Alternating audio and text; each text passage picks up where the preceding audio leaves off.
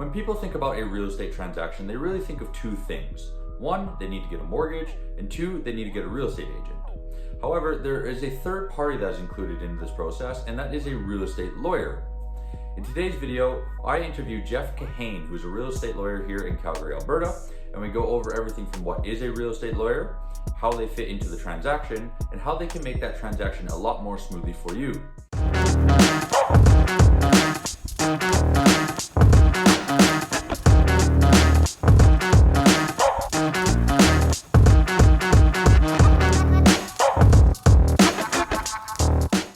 All right, everyone. Today I have a very special guest with us here today. His name is Jeff Kahane. He's a real estate lawyer here in Calgary who owns Kahane Law Offices.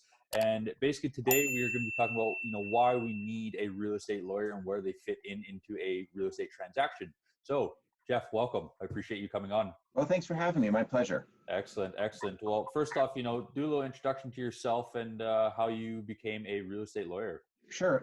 I started, it's almost 20 years now doing real estate law. And I just really enjoy it. I enjoyed the personal interactions. I used to do international law for a international firm. And I mean, it's all exciting, but you're just stuck in an office, not really dealing with people all day. Now, that's all we do. And what's more personal than somebody's home? So I think that's really good. Combine that with my life before law was a school teacher. I used to teach grade 4. So I really enjoy that education piece.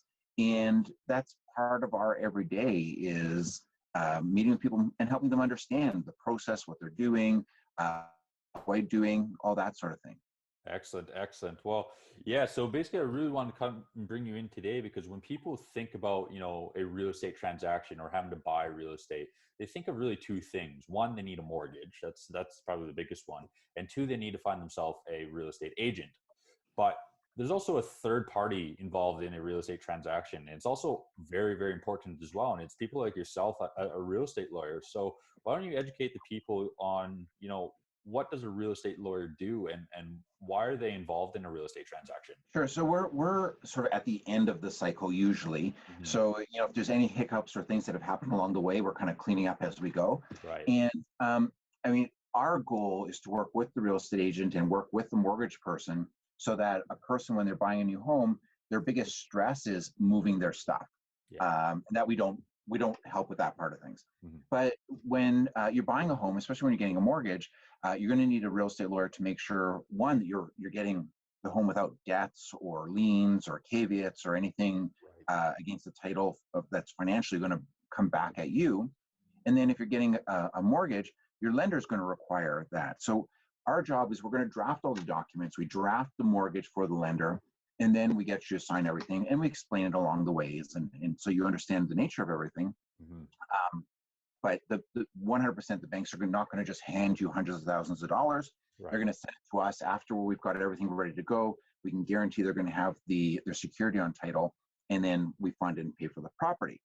Now, that's the norm. And I always encourage people, reach out to your lawyer beforehand. Like if you have any questions at all, if there's any concerns, either you or your real estate agent, make sure you talk with the lawyer because we can help draft things, we can help tweak things, we can put in special terms, we can answer your questions so there's less stress. And for that, we can start as early as you want, like in terms of a client. So we really encourage that. It's your home, it's a significant asset, it's a big deal buying your house. And you should have the answers to your questions before you're obligated to do something. Yeah, 100%. Buying a home is generally the most expensive purchase that people are going to make in their lives. So having a lawyer that can really navigate all the ins and outs and all the technicalities is really, really important. So, but a lot of people don't know that, a real estate lawyer does come with a bit of a cost, but in my opinion, this little cost that comes with, a real estate lawyer is a huge benefit because it's going to save them a lot of time and frustration. So why don't you tell how much does it roughly cost in order to get a real estate lawyer? Sure. So there's two models in terms of the way real estate lawyers bill. Mm-hmm. One is a cost plus disbursement.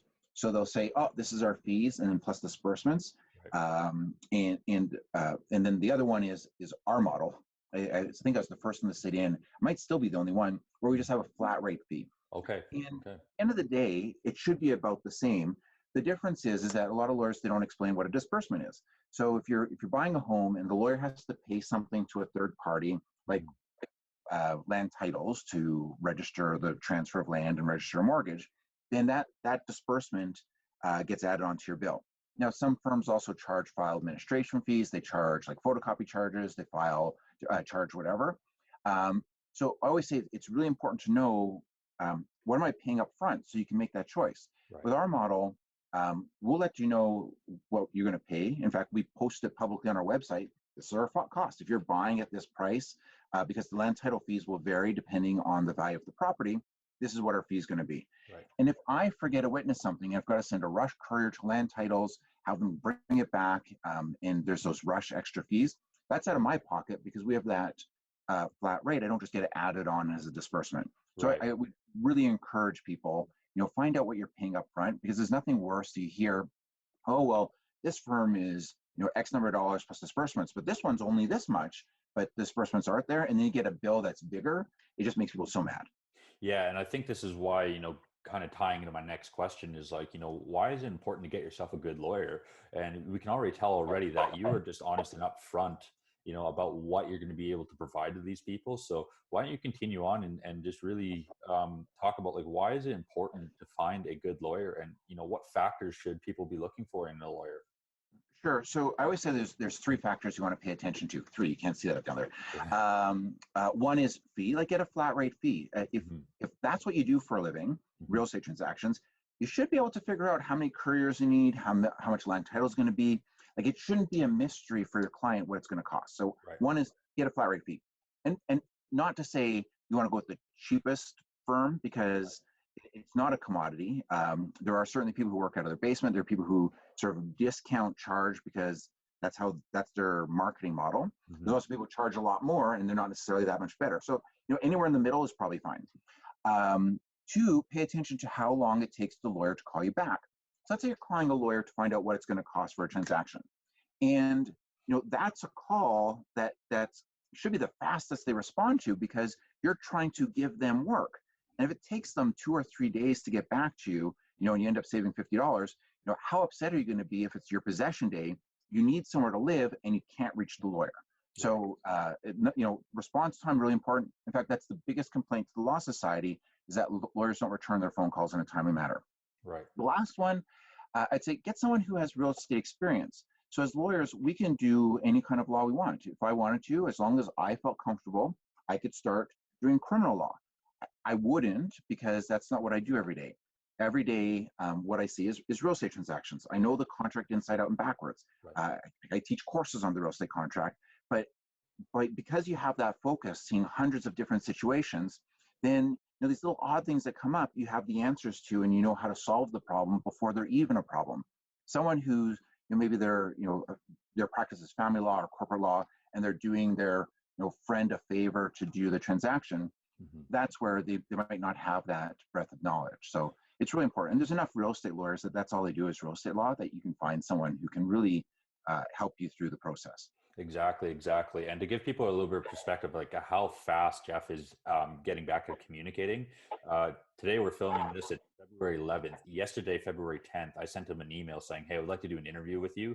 Within half an hour, he got back to me and said, yeah, let's do it. What can you meet up? And here we are today, that quick, we're doing up an interview. So, that's one of the biggest things I practice in my, real estate is get back to people right away. There's no point, delaying things. And, if there's something bad, like, let's just rip off the Band-Aid. Let's figure out how we can go forward and just really communicate. Like, that's a big thing, is the communication. Absolutely. Just good communication. I mean, and our job is very similar to yours in that we're to explain clients what their options are, what the consequences of their options are.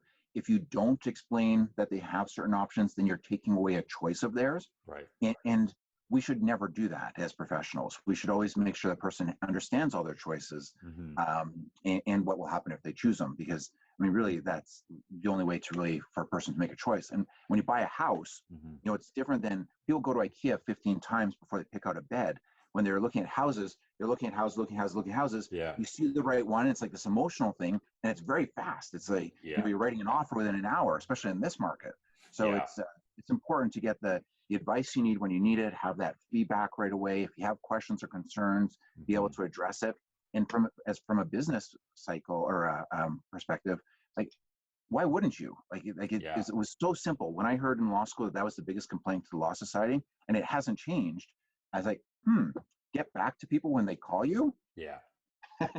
Yeah. So, sometimes the simplest things just aren't done, and you'd be really surprised. Like you said, with this market, with how fast homes are selling, there's competing offers, there's homes selling for over asking, and I'm seeing within hours, at times, if the product is really, really good. So, one of the things I'm always doing is continuing to educate my clients, both the buyers and the sellers, of what the market is doing and what you need to be prepared for. So when they do come to making these decisions, they're well prepared, they're well educated, and they can make a very informed decision. So moving on here, Jeff, a lot of people, they don't, as we're talking about, like, educating and making sure we're educating our clients, is, there's sometimes you can see people be making some mistakes, and sometimes they're quite common. So what are some common mistakes you're seeing consumers do, and how can they prevent from doing them to make the whole transaction just a little bit more easier? Yeah, I'd say from a consumer perspective, it's maybe not being decisive about things, or competing mortgage brokers up until last minute. In order for us to be able to get documents together, we need to get the contract and we need to have mortgage instructions. And we've had clients who are like, well, maybe I can get 0.01 less on my mortgage if I go with this company. And so until they pick one, we don't get instructed, which means we can't get started, which means they could end up spending more in an interest penalty afterwards. Right. So you want to make sure that you're on things when your mortgage broker says, hey, I need this, and this from you, that you provide it to them in a timely manner. Those things are going to be really important. The other thing I'd say is, if there's something that a seller is supposed to do when you're buying a home, make sure it's drafted properly. Yeah. And the true test to that is, if an absolute stranger who knew nothing about the emails and discussions and text messages between everybody picked up the contract, would they understand exactly what's supposed to happen? Yeah. And would as many eventualities be taken care of that you could? So things aren't left in limbo. It's not sort of like half done. You just really want to make sure that things are properly drafted whenever things deviate from the contract.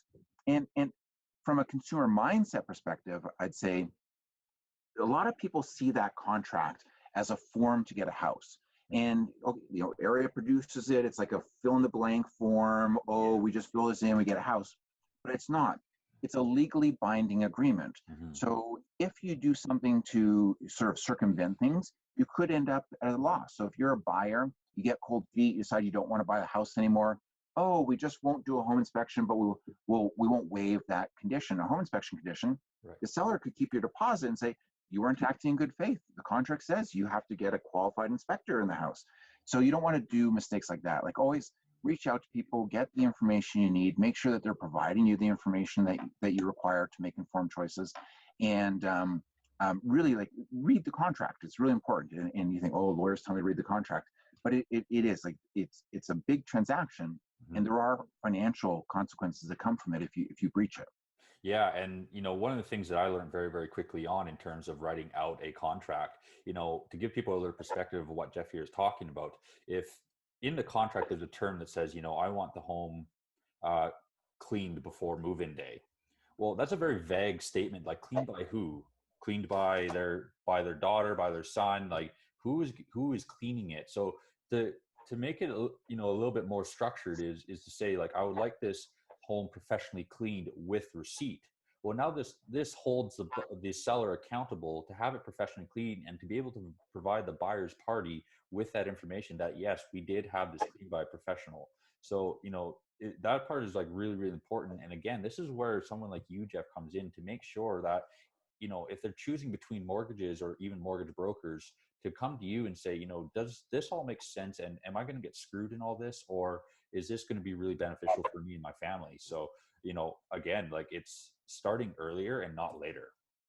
100%. And the one question that we get asked quite a bit that I can't answer is, people say, could you review this contract and let me know if there's anything that can go wrong? And unfortunately, it's too broad a question. Sure, like, there could be a fire in the house. The seller could, have, get sued and there's a new registration on title and there's not enough money to pay out the debts and you can't get the house. Like it would be a month-long process to try and document out all the things that can go wrong. Right. And fortunately or unfortunately, we see a lot of it, so we know how to deal with it. But every time I think I've seen it all, someone proves me hopelessly wrong. Right. Yeah.